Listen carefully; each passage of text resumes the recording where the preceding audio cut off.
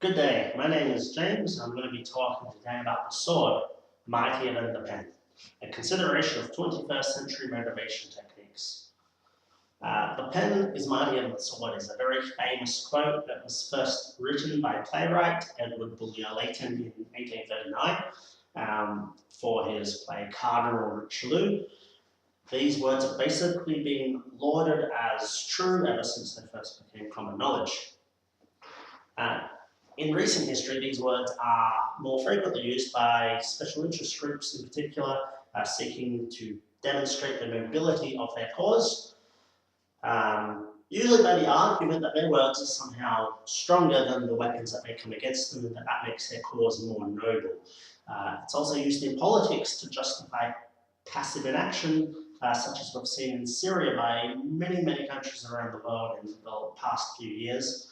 It's also often used by those who have and or would likely lose a physical confrontation. Now, it's not this specific approach to conflict aversion I wish to take issue with, nor any of the many noble causes that have been championed by those who would preach this statement as fact. It is the statement itself, the fallacy, if you will, that the pen is mightier than the sword, that I wish to deconstruct and prove as false. So let's take a moment to consider a few scenarios that are written up on the board behind me. I'll allow you to use your intelligence to consider the statements and the weight of evidence, and I suspect you'll quickly come to the appreciation, if not belief, that the sword holds a little more weight than the pen. I apologise in advance that my whiteboard is black and not white, and my pens were quite dark and not bright, which has reduced visibility on the board, but I will do my best.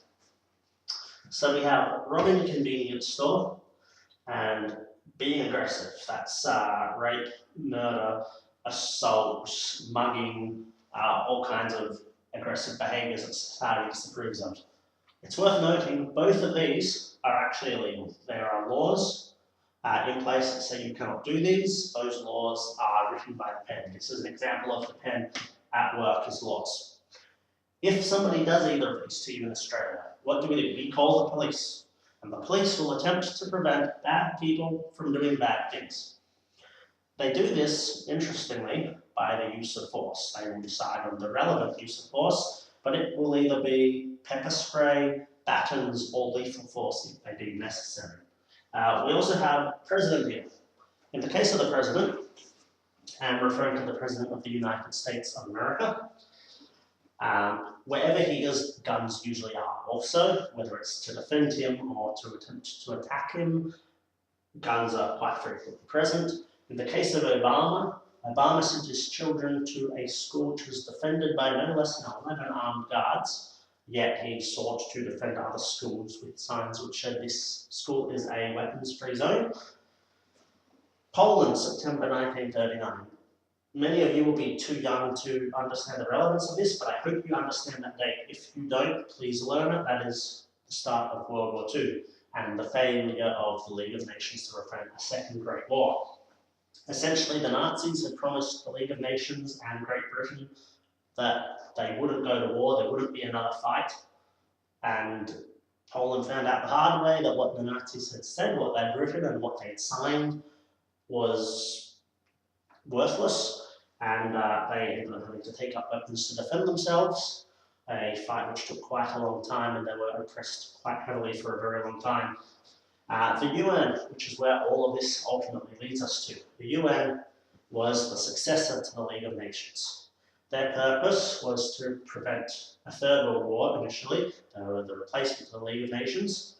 They also now have the UN Charter of Human Rights, and they seek to protect human rights around the world and civil liberties. Many people would say this is the undoing of my argument, that the UN achieves a lot through the use of basically the use of the pen.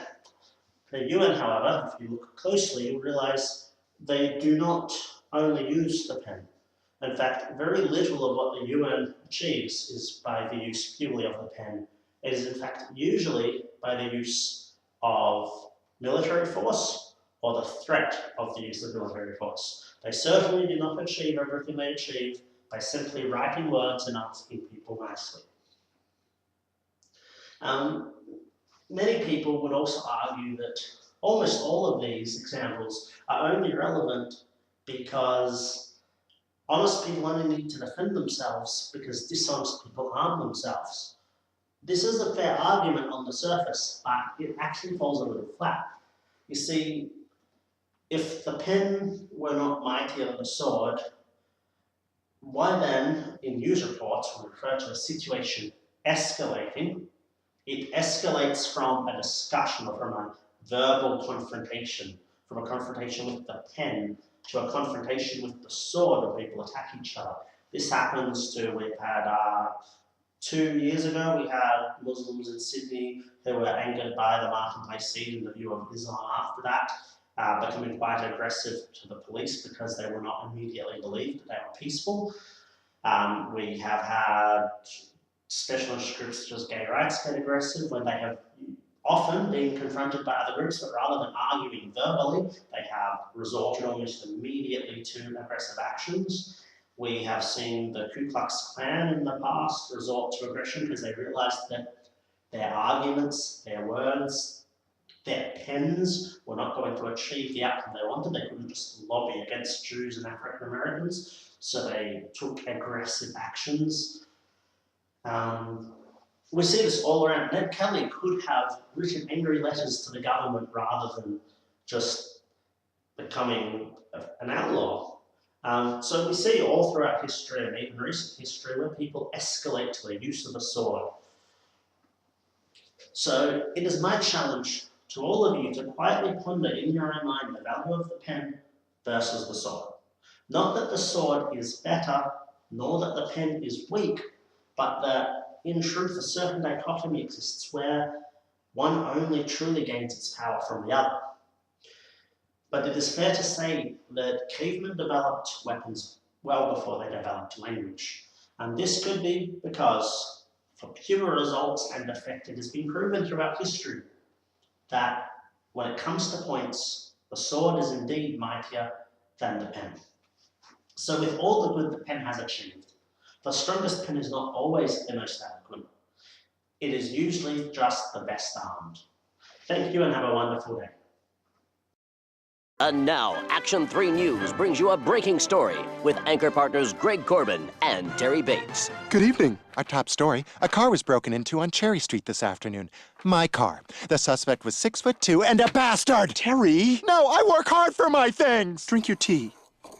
You want to cut to commercial? Mm-hmm. Let's cut to commercial. Right in our own neighborhood. Well, it's clear the time has come for me to show you where we hide our guns. Glock, 17 shots. Pen gun, mightier than the sword. Sword gun, mightier than the pen gun. AR-15, MK5, MAC-10, paprika. That's weird. I use that pantry a lot. And the paprika not enough. I can't believe this house is teeming with guns. Guns kill. Oh, guns kill. Is that right? Well, let's see about that. Okay, gun, kill. Go ahead, kill someone. Don't be shy. See? Guns don't kill people. People kill people. Guns defend people against people with smaller guns.